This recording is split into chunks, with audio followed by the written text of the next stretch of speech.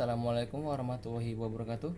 Perkenalkan, nama saya Ditya Ahmad, saya dari kelas 10 IPS 4. Di sini saya akan menjelaskan tentang unsur, struktur, serta kaidah kebahasaan dari teks anekdot. Seperti yang kita tahu, teks anekdot adalah cerita singkat yang menarik karena lucu dan mengesankan. Biasanya mengenai orang penting atau terkenal, dan biasanya berdasarkan kejadian yang sebenarnya, serta mempunyai maksud untuk melakukan kritik atau menyampaikan pesan lewat kritikan tersebut. Teks anekdot juga memiliki 3 unsur. Yang pertama adalah tokoh, yaitu partisipan yang terlibat dalam cerita yang berada dalam teks anekdot. Tokoh dalam teks anekdot bersifat faktual, biasanya orang-orang terkenal. Yang kedua ada alur. Alur adalah jalan cerita berupa rangkaian peristiwa yang benar-benar terjadi ataupun sudah mendapat polesan maupun tambahan-tambahan dari pembuat anekdot itu sendiri. Lalu ada latar. Latar berupa waktu, tempat, ataupun suasana dalam anekdot diharapkan bersifat faktual, artinya benar-benar ada di dalam kehidupan nyata atau kehidupan yang sesungguhnya.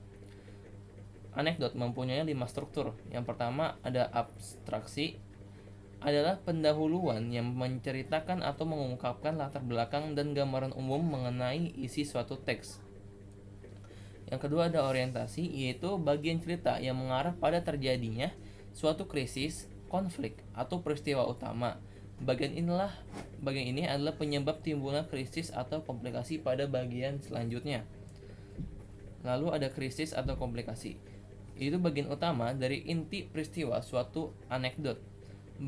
Pada bagian inilah terdapat kelucuan atau kekonyolan yang menggelitik dan mengundang tawa, sekaligus sindiran atau kritik yang disampaikan.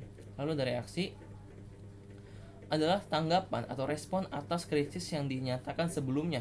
Reaksi dapat berupa sesederhana tertawa, sikap mencela atau menyindir, atau mengiyakannya sebagai bentuk ironi. Lalu ada koda, merupakan kesimpulan dan pertanda berakhirnya cerita. Koda dapat memuat komentar, persetujuan, atau penjelasan ulang atas maksud dari cerita yang dipaparkan sebelumnya. Lalu ada kaidah kebahasaan. Kaidah kebahasaan teks anekdot antara lain, yang pertama menggunakan kalimat langsung ataupun tidak langsung. Lalu menggunakan nama tokoh orang ketiga tunggal, baik dengan menyebutkan langsung nama tokoh faktual atau tokoh yang disamarkan. Lalu banyak menggunakan keterangan waktu.